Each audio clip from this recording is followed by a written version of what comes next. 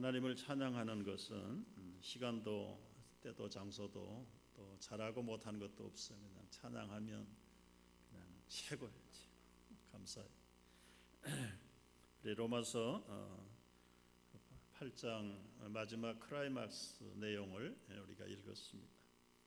언젠가 말씀드린 대로 66권이 하나의 보석이 달린 반지라고 비유해 보면 그 보석이 붙어 있는 부분이 어느 책이라고요? 로마서. 그리고 빛나는 부분이 로마서 8장. 빛나고 빛나는 그 센터가 오늘 읽은 본문의 말씀 중에 35절. 누가 우리를 그리스도에게서 끊을 수 있으리요? 그리스도의 사랑에서 누가 우리를 끊을 수 있겠느냐? 네 가지 누가 그럴 수 있겠느냐 본문에 나와요. 누가 우리를 대적할 수 있겠느냐? 누가 우리를 고발할 수 있겠느냐? 누가 우리를 하나님의 사랑에서 끊을 수 있겠느냐? 이 네 가지가 아주 최고의 빛을 발하는. 그래서 바울 사도의 어떤 면에서는 구원의 확신의 찬송,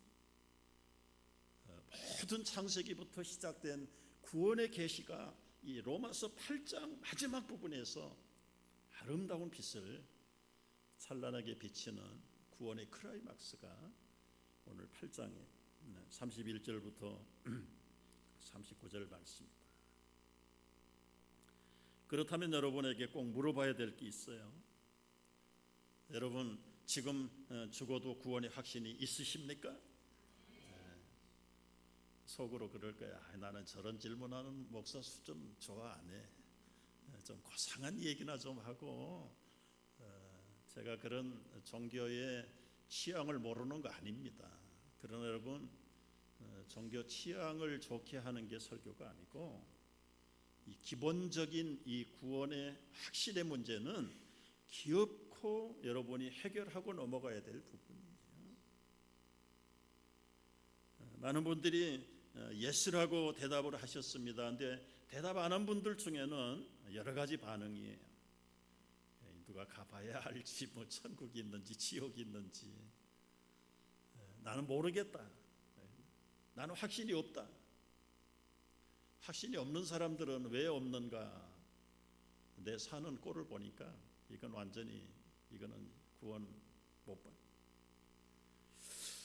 그렇다면 여러분 이제 구원에 확신이 있는 분들에게 조금 더 실감나게 물어봅니다. 정말 여러분이 가지고 있던 그 구원의 확신이 어떤 상황 속에서라도 흔들리지 않겠는가?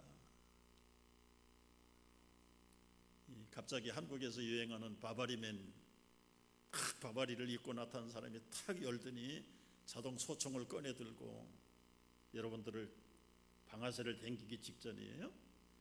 그러면서 한마디 기회를 주는데 목숨이 아까워도 여기서 끝까지 하나님을 예배할 사람은 그 자리에 남고 안 그러면 마지막 기회를 줄 테니까 나가. 여러분 나 자리에 남아있는 사람일까요? 스프링처럼 튀어서 나가버릴 사람일까요? 여러분 스스로가 한번 질문을 해보셔야 돼요. 다 튀어나가서 몇 사람만 남았어요. 그때 이 바바리맨이 목사님을 향해서 돌이키더니 목사님 진짜 크리스찬 남았습니다. 이제 예배를 시작하시지요. 가짜들은 다 쫓아내버리고. 물론 누가 지어낸 얘기 있지만 굉장히 우리 자신들의 구원 확신을 체크하는 데에 한번 스스로 진단을 해볼 수 있는 도전입니다. 누가 우리를 그리스도의 사랑에서 끊을 수 있느냐? 그리고 나서 그 다음에 나오는 말씀은 환난이 와도 곤고가 핍박이 와도 기근이 와도 적신이나 위험이나 칼이 너에게 도전을 한다 할지라도 그리스도의 사랑에서 끊어지지 않겠느냐? 여러분 여기 예스입니까? 노입니까? I don't. 여러분 스스로가 대답을 해보셔야 되겠고요. 이 말씀이 바로 그 말씀이세요. 그리스도의 사랑에서 끊을 수 없다는 건 너무 좋은데 그 다음에 그 6가지의 도전들이 있잖아요. 환난이 오고 핍박이 오고 기근이 오고 그야말로 적신은 다 벌거벗는 거예요. 입을 것도 없고 위험이 있고 칼이 목에 들어와서 참수형을 내리고 그래도 그리스도의 사랑에서 끊어지지 않겠는가. 네, 여기에 예스라고 하는 분들은 이제 여기서 이제 진짜 본론 들어가는 거예요. 그게 여러분의 확신인가? 나의 결단인가? 아니면 도저히 IS에게 목이 달아나도 그야말로 자동 소총으로 그 현장에서 죽임을 당하는 한이 있어도 나는 그리스도의 사랑을 끊을 수 없다. 그게 나에게서 일어나는 건지 도저히 부인할 수 없는 그 믿음이 주님으로부터 오는 건지 그런 거를 좀 분별해 볼 수 있는 시간. 여러분 저는 바라기는 목사가 우리 교인들을 향해서 바라는 게 뭐냐면 지금 이대로 죽어도 어떤 상황 속에 어떤 조건 속에서 죽어도 다 구원받고 하나님의 백성으로 건재하기를 주의 이름으로 축복합니다. 자신이 없는 분들은 그 구원의 출발부터가 나에게서부터 시작되는 거예요.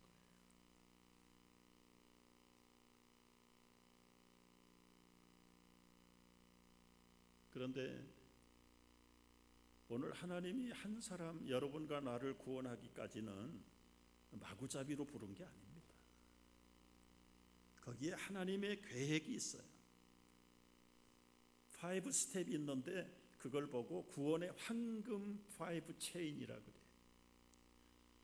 그래요. 지난 시간 29절 읽고만 지나갔는데 이 29절이 얼마나 그런 면에서 나를 불러서 구원하고 영화롭게 하기까지 하나님의 그 구원의 스텝 바이 스텝이 있는 거예요. 첫째는 뭡니까?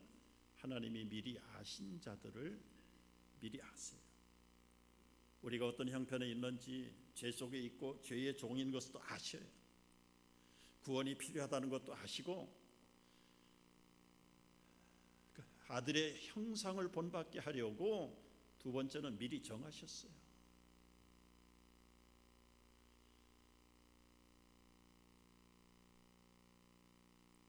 미리 정하신 그들을 부르시고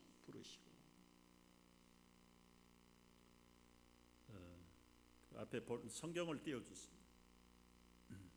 한번 같이 읽어봅니다. 하나님이 미리 아신 자들을 또한 그의 아들을 형상을 본받게 하기 위하여 미리 정하셨으니 이는 그로 많은 형제 중에서 맏아들이 되게 하려 하심이라.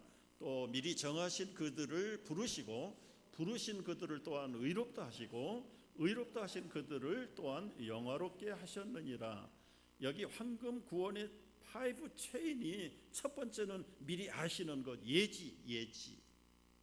두 번째는 미리 정하신 것, 예정. 세 번째는 우리를 부르시는 소명, 컬링. 불러야 돼요. 전도주를 통해서 부르고 옆집 사람을 통해서 부르고 먼저 믿는 사람을 통해서 부르고. 네 번째는 예수 믿음으로 의롭다라고 하시는 칭의, justification, 의롭다 하시는 거예요. 예수님의 죽으심과 부활의 공로를 보고 의롭다라고 인정해 주시는 거예요. 그리고 다섯 번째는 구원의 파이널 골이에요. 우리를 영화롭게 하셨다. 영화롭게, glorification.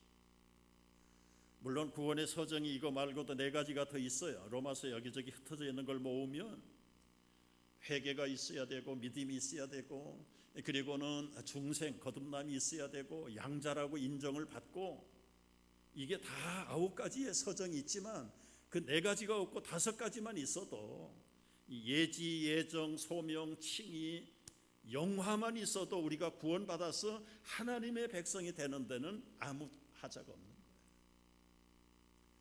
그런데 여러분, 우리를 미리 하는 게 내가 하는 겁니까? 누가 하는 거예요? 우리를 의롭다고 하는 것이 내가 인정해 주는 겁니까? 아니에요.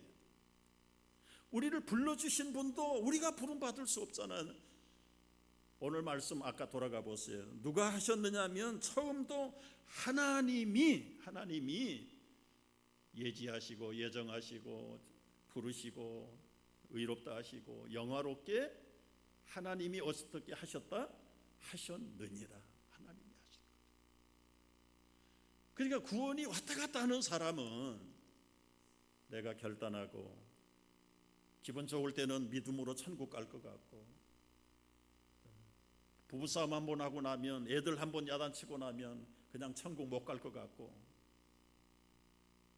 그 구원의 드라이브가 나에게 결정권이 있으면 그거는 진정한 구원의 확신이 아니에요. 하나님이 나를 하나, 여러분을 하나 구원하시기 위해서 미리 아시고 정하시고 부르시고 의롭다라고 하시고 그리고는 영화롭게 하시는데 처음부터 누가 해요? 하나님이 하시고 하나님이 하셨느니라. 하나님. 우리가 이 구원의 순서를, 이니시어티브를 나에게 두면 그냥 우리는 환경에 따라, 조건에 따라, 때로는 기분에 따라서 구원 받았다가 구원이 취소됐다가 천국 갔다가 지옥으로 떨어지고 그런 일들을 반복할 수밖에 없는 거예요. 여러분, 이 구절만 바로 잘 알면, 좀 쉽게 이해를 들면, 우리 빌리그램 목사님이 오래전에 그 얘기했던 게 기억이 나요. 제 엄마가 어린아이를 데리고 손을 잡고 길을 가는 거예요. 근데 이제 아이들이 아장아장 걸을 때는 뭐든지 내가 손을 잡는 것도 엄마 손에 안 잡히고 자기가 엄마 손 잡아야, 평탄한 길을 갈 때는 문제 없습니다. 그런데 돌부리 하나 걷어치면 고사리 같은 자기 손이 엄마 손을 놓칠 수밖에 없어요. 그러나 반대로 연약한 엄마지만 엄마 손이 아이의 손을 잡으면 어떤 상황 속에서라도 그 아이 놓치지 않습니다. 여러분의 의지, 감정, 이성 가지고 내가 천국에 구원 간다 못 간다 생각을 하면 시시때때로 조건에 따라, 상황에 따라서 갈 수도 있고 못 갈 수도 있고, 얼마나 불안한 구원입니까? 그런데 나하고는 관계없이 하나님이 나를 미리 아시고 정하시고 불러내시고 의롭다라고 하시고 그리고는 영화롭게 하시는 분이 바로 하나님이시라면 왜 나 같은 죄인을, 나 같은 놈을 무슨 자격이 있어서 하나님이 부르셨는가? 여기 오히려 감격이 있고 감사가 있고 겸손이 있고, 나를 위해서 의롭다라고 하기 위해서 독생자까지 주신 그 아버지의 사랑 앞에 나는 어떻게 마땅히 살아야 할 것인가 가르쳐주지 않아도 거기에 아버지 하나님에 대한, 예수 그리스도에 대한 감사가 저절로 나오는 거죠. 여러분, 예지나 예정이나 또 소명이나 칭의, 영화를 가지고 거기에 무슨 교파 신학이 필요해요? 장로교회만 예정신을 믿어야 됩니까? 이게 어디 장로교회만 믿으라고 써 있습니까? 이게 성경이에요. 그냥 성경. 더 빼지도 않고 보태지도 않고. 여기에 교파가 있을 수 없고요, 신학이 있을 수 없어요. 뭘 말씀드리느냐 하면 구원은 내가 노력해서 얻는 게 아니라는 걸 말씀드립니다. 어쩌다가 천에 하나 만에 하나 그 수억 수천 그 많은 사람 가운데 하나님께서 나를 점 찍으셨고 뽑으셔가지고 예수 믿게 만드시고 의롭다라고 인정을 해서 하나님의 영광에 참여할 수 있는 영화의 완성까지 이루시는 분이 하나님이라고 생각한다면 그 구원의 사랑에서 내가 기분이 좀 나쁘다고 끊어지겠습니까? 내가 조금 더 우울하다고 해서, 믿음이 없다고 해서, 죄를 지었다고 해서 끊어지겠습니까? 아버지 하나님이 버리지 않는 이상은 끊어지지 않는다. 여기서 설교는 끝나도 하자는 없습니다.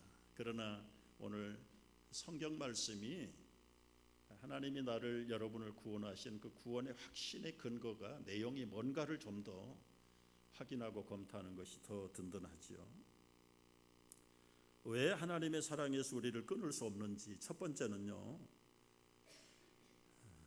하나님의 희생적인 사랑이 있기 때문에 그래요.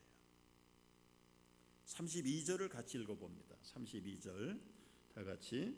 자기 아들을 아끼지 아니하시고 우리 모든 사람을 위하여 내주신 이가 어찌 그 아들과 함께 모든 것을 우리에게 주시지 아니하겠느냐.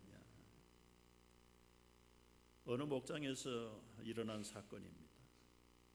간밤에 사나운 이리떼들이 와서 양들을 해쳤어요. 여러 마리가 희생을 당하고 나머지 양들이 남아있지 못하고 다 혼비백산해가지고 어디론가 다 도망을 가고 한 마리도 남아있지 않았어요. 아침에 현장을 본 주인이 얼마나 허탈했겠어요. 도망간 양들을 찾으러 댕깁니다. 숨어 있을 만한 곳에 가서 주인이 양들을 불러도 주인의 음성을 듣고도 놀래가지고 인기척만 나면 도망가는 거예요. 얼마나 충격을 받았. 같이 따라 나섰던 아들이, 아버지, 내가 저 양들을 돌아오게 할 수 있어요. 어떻게? 글쎄 저에게 맡겨주세요. 이 아들은 집에 가서 양가죽을 뒤집어 쓰고 네 발로 기어다니면서 양하고 겉모습이 똑같이 돼. 그리고는 가시에 찔리고 굴리고 찢기고 상하고 그러면서 때로는 양들의 소리를 내서 양들이 경계를 풀도록 하나하나, 그래서 잃어버린 양들을 다 끌어들여. 잃어버린 양들은 찾았는데 부상이 심해서 그 아들이 목숨을 잃었다.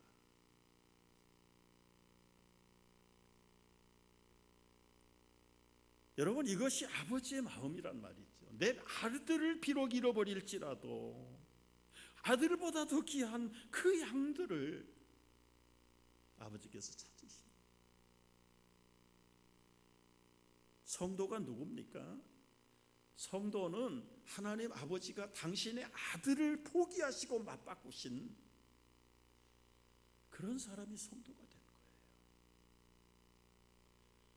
이사야 53장 6절 말씀 우리 한번 읽어봐요. 다 같이. 우리는 다 양 같아서 그릇 행하여 각기 제 길로 갔거늘 여호와께서는 우리 모두의 죄악을 그에게 담당시키셨도다. 그가 찔림은 우리의 허물 때문이요 그가 상함은 우리의 죄악 때문이라. 그가 징계를 받음으로 우리가 평화를 누리고 그가 채찍에 맞음으로 우리는 나음을 받았도다.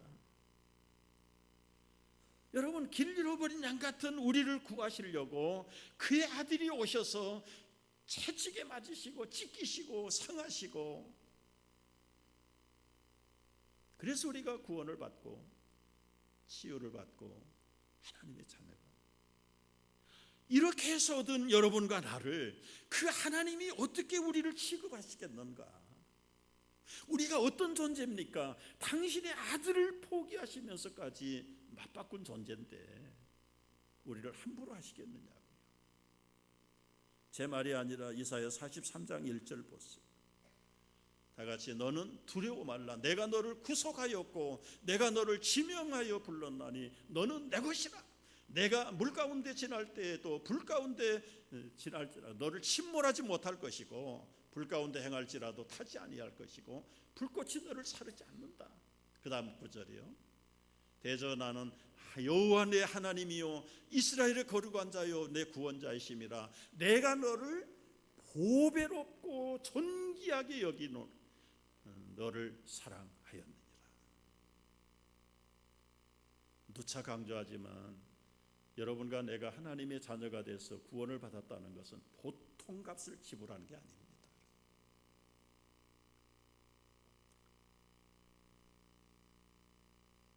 이런 우리를 어떻게 하나님이 버리겠는가? 어떻게 사랑하지 않고는 견딜 수 있는가? 여러분, 이런 사랑을 받은 우리가 교만할 수 있습니까? 무책임할 수 있습니까? 예정설의 약점 공격이 무책임이라는 거예요. 막 살아도 하나님이 버리지 않는다. 아니에요. 그건 잘못된 예정설에 대한 이해.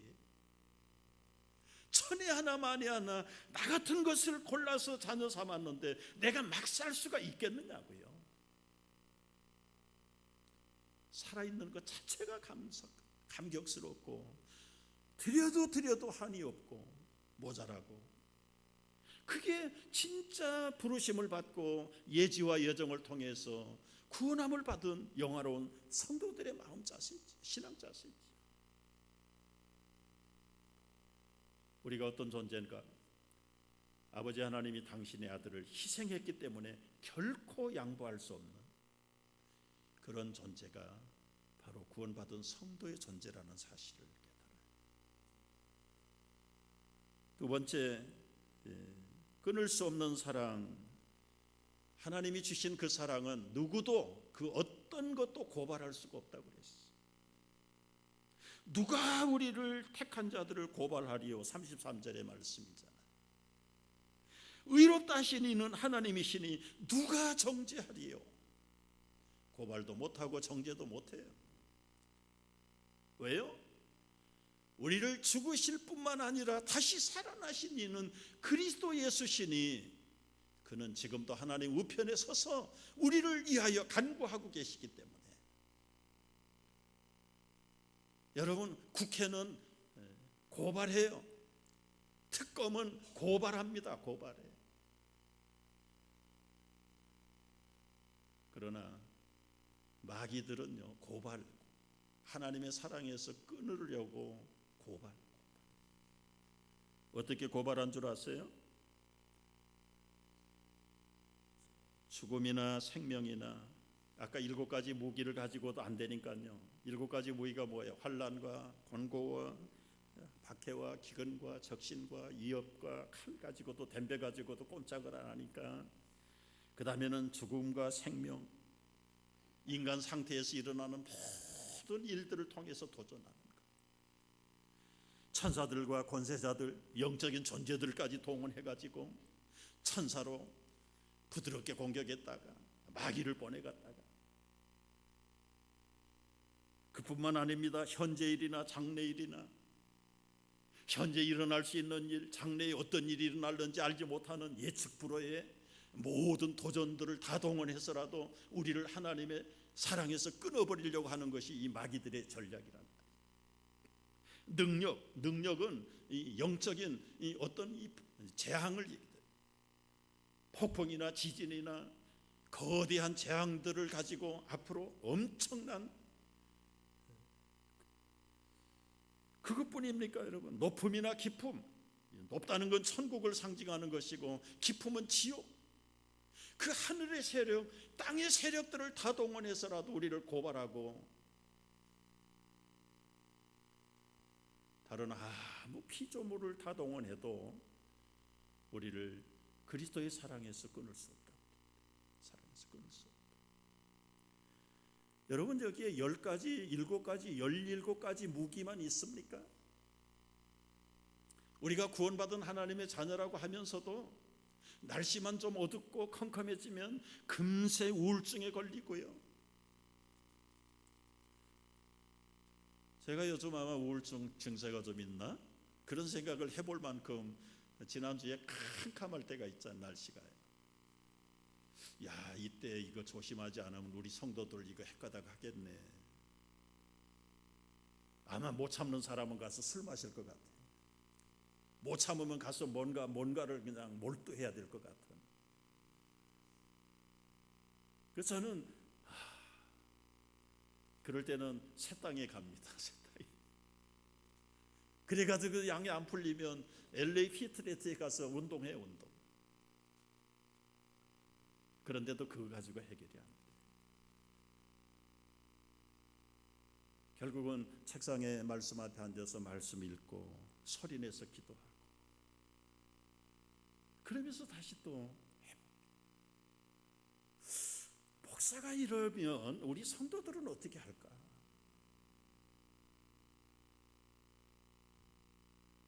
여러분, 그런 시간에 우리를 하나님의 사랑에서 끊으려고 하는 도전과 환경과 여러 가지 많은 위협적인 요소들이 우리 안팎에 들고 차 있는데, 궁극적으로는 하나님이 우리를 사랑에 끊지 않아요.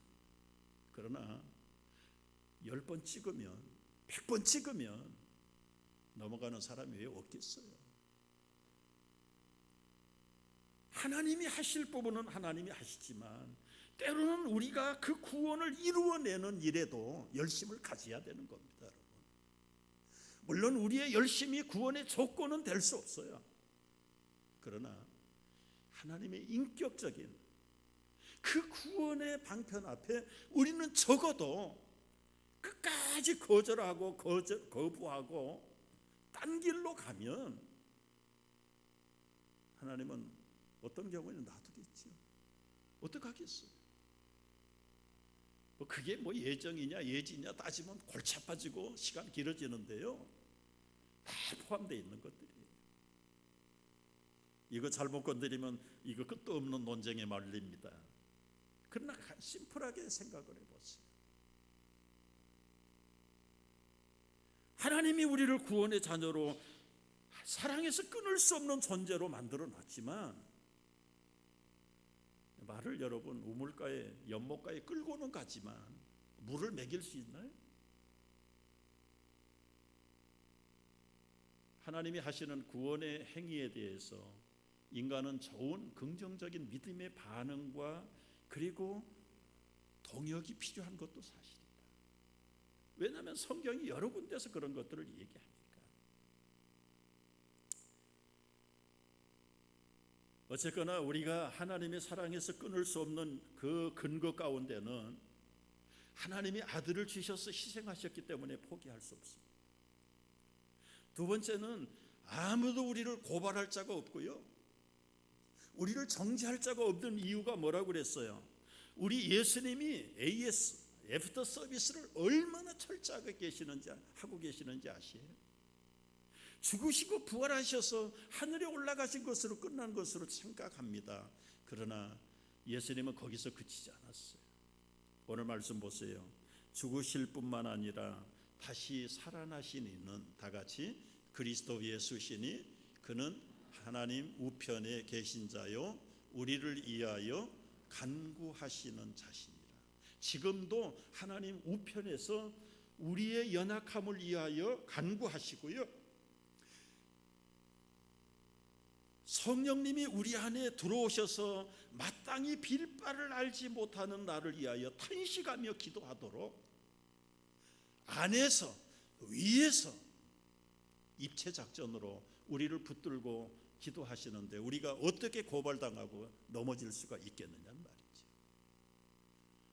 이 하나님의 구원 확신은 얼마나 완벽한지 몰라요. 마지막 하나 보세요. 37절을 중심으로 보면은요, 끊을 수 없는 하나님의 사랑이 모든 일에 넉넉하게 이기게 해주신다고 그랬어요. 다 같이 그러나 이 모든 일에 우리를 사랑하시는 이로 말미암아 우리가 넉넉히 이긴다. 여러분, 그 환경은 아까 17가지를 가지고 도전하는 환경이에요. 하나도 평안한 환경은 없습니다.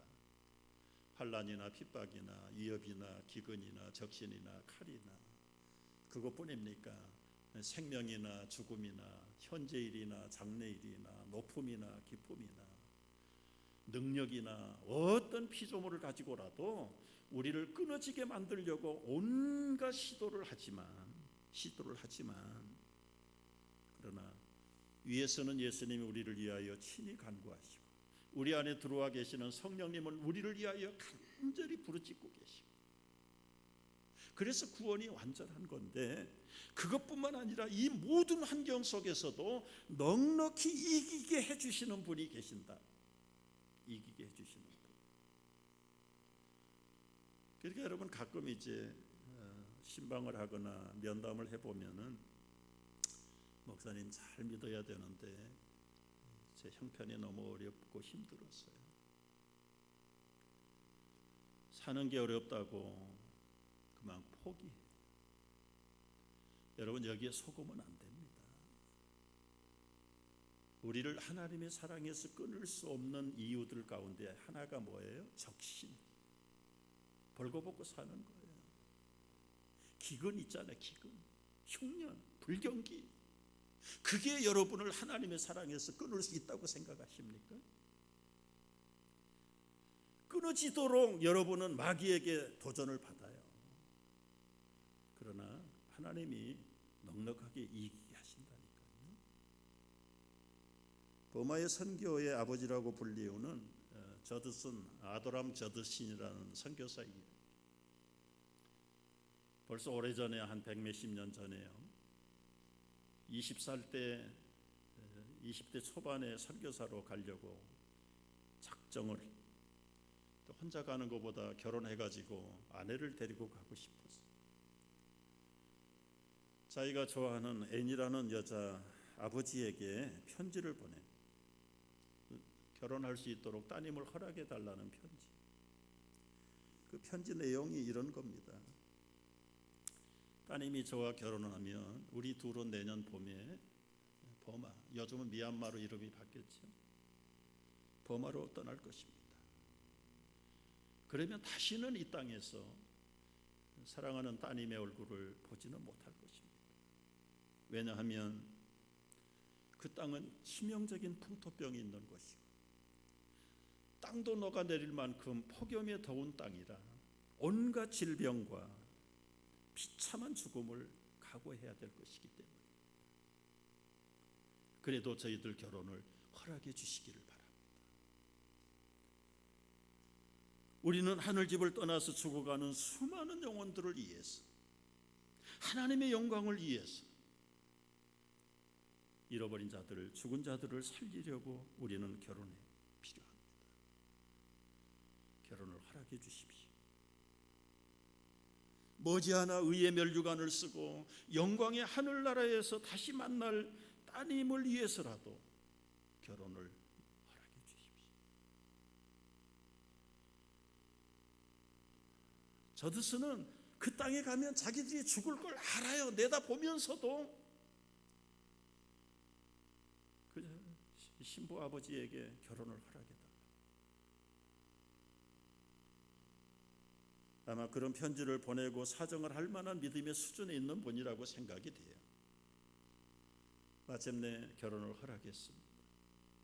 그들이 계획한 대로 그들은 봄에 버마에 들어가서 첫 아들을 낳고, 그리고 젊은 아내 앤이 세상을 떠납니다.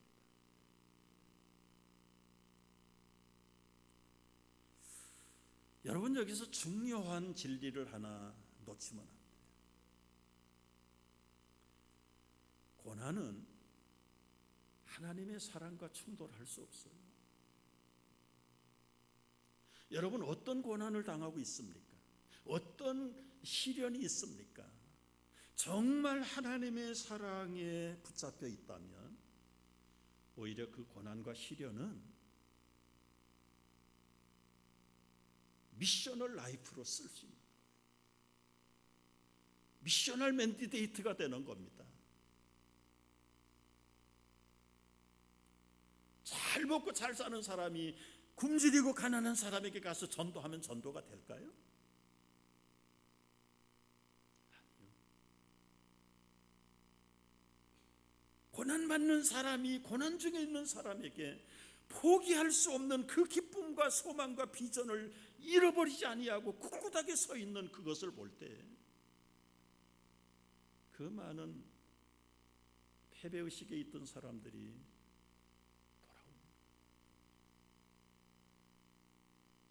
전도자가 선교사들이 다 그런 사람들 아니겠어요? 여러분이 어떤 시련을 당할지라도 결코 하나님의 사랑과는 충돌이 되지 않아요. 가난해서 하나님 못 섬깁니까? 바쁘다고 못 섬깁니까? 거짓말이에요. 사랑한다면 아무도 그 하나님의 사랑에서 우리를 끊을 자가 없어요. 우리를 고발하고 정죄할 자가 없어요. 우리 스스로가 못한다, 안 된다라고 포기할 수는 있을런지 모르나 하나님 포기하지 않습니다.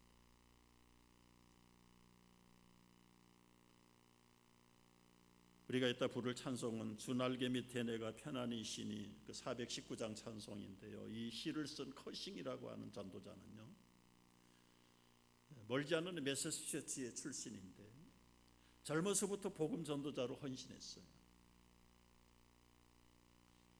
그리고 가정을 가졌는데 그의 아내가 젊어서 세상을 떠났습니다.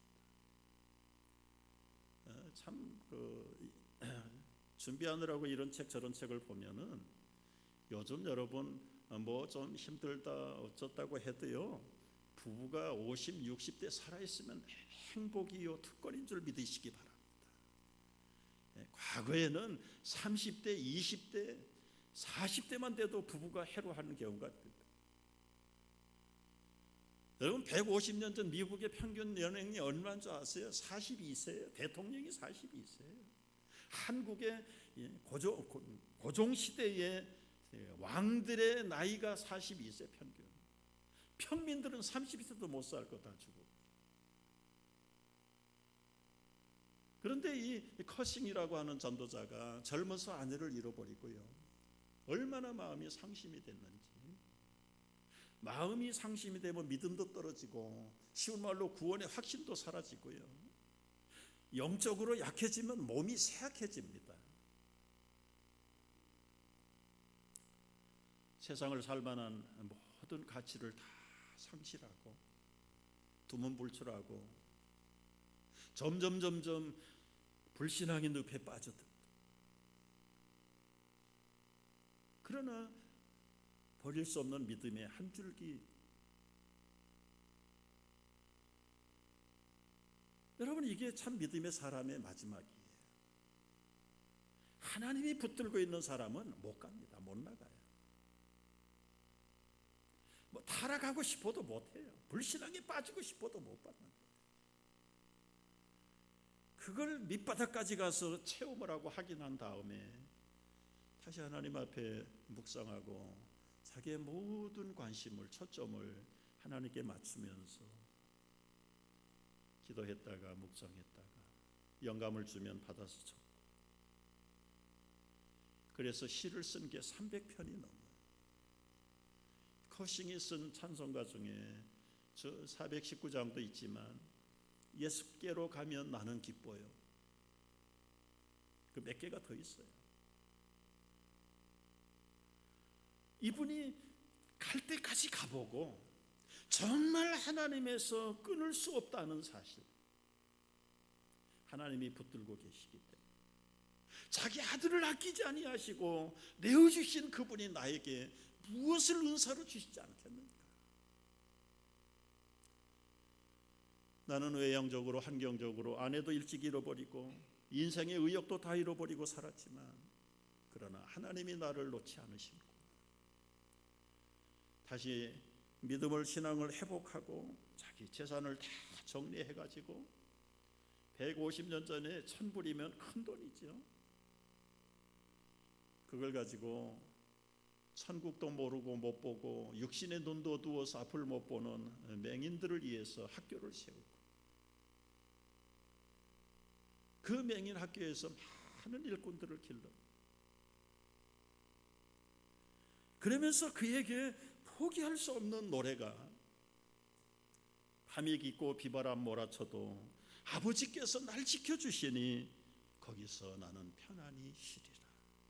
주 날개 밑 평안하다, 그 사랑 끊을 자 않느뇨. 주 날개 밑 내쉬는 영혼, 영원히 거기서 살리. 이런 구원의 확신의 고백이 우리 모두의 고백이 되기를 주의 이름으로 축복합니다.